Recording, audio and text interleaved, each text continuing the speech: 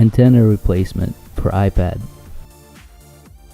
The tools we're going to need are prying plastic picks, a metallic pry tool that's optional, tweezers, double-sided M3 tape, toolkit with a Phillips head screwdriver, and a blow dryer.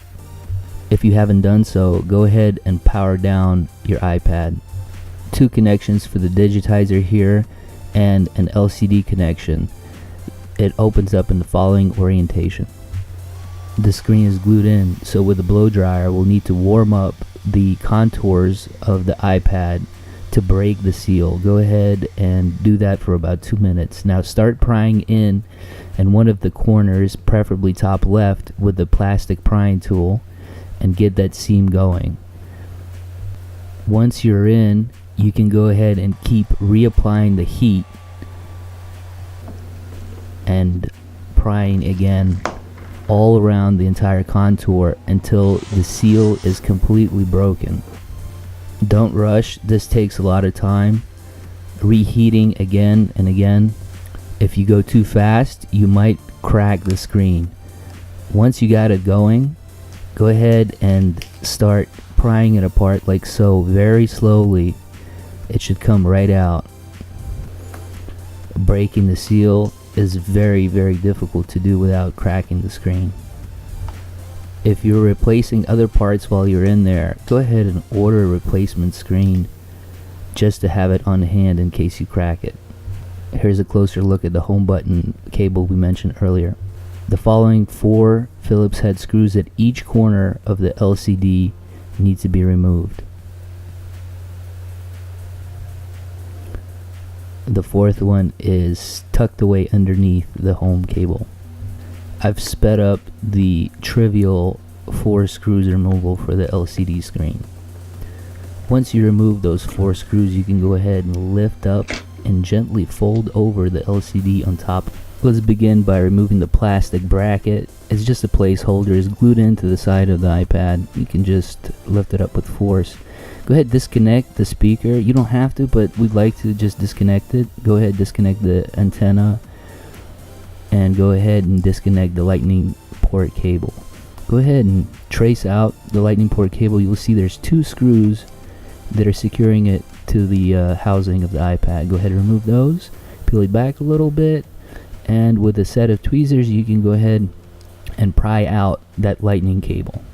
Comes out just like that. Now trace out that antenna cable. The antenna is screwed in with 3 Phillips head screws on the main plastic antenna part, and then 1 more 4th Phillips head screw securing the cable to the frame of the iPad.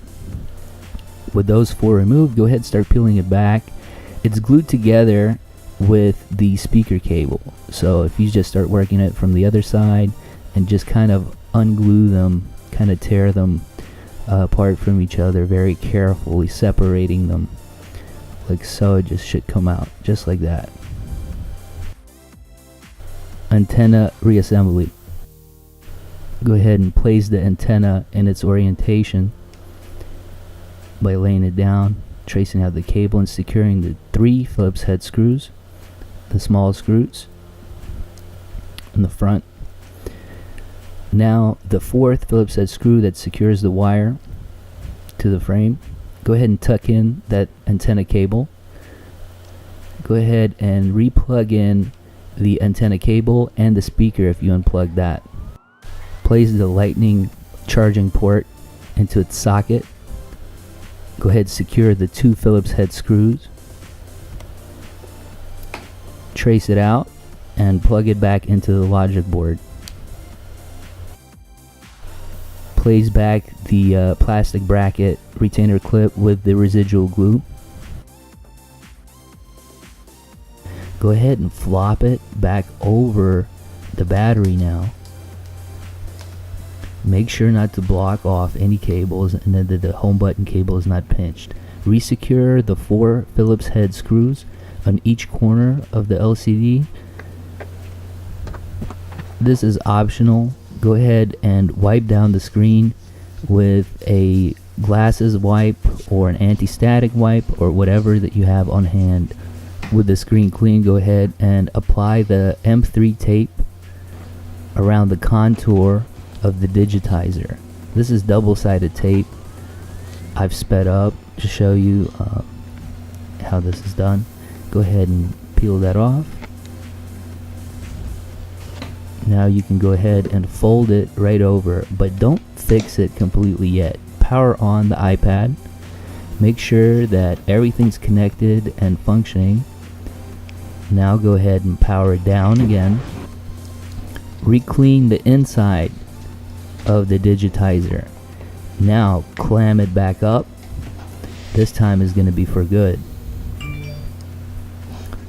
Make sure to adjust everything correctly so that all the seams line up and you get a nice good seal. You shouldn't be able to see any cracks at all. Go ahead and wipe out the fingerprints from the screen, and there we go. We're all done.